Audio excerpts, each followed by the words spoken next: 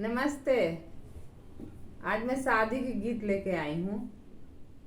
पतरी दाढ़िया से पतरी कमरिया, अरे पतरी कमरिया, अरे पतरी काजल बेटी घरवा कैलू रे सुनवा, अरे पतरी काजल बेटी घरवा कैलू रे सुनवा।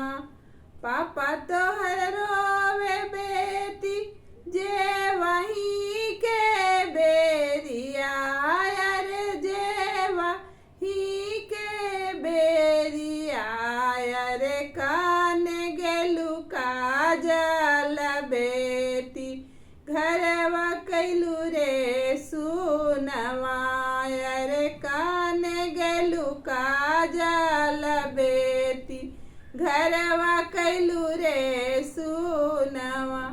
पतरी दाढ़िया से पतरी कमरिया, अरे पतरी कमरिया, अरे पतरी काजल बेटी घरवा कैलू रे सुनवा, अरे पतरी काजल बेटी घरवा कैलू रे सुनवा।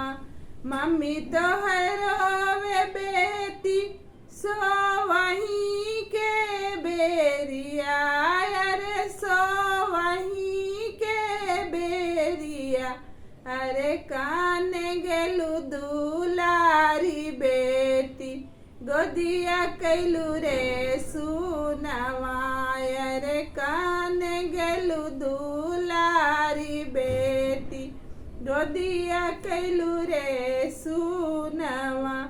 भैया तोरा रोवे बेटी खेलही के बेरिया, अरे कैरम खेल के बेरिया, अरे कान गेलू काजल दीदी घरवा कैलू रे सुनवा, अरे कान गेलू काजल दीदी घरवा कैलू रे सुनवा। पतरी डाढ़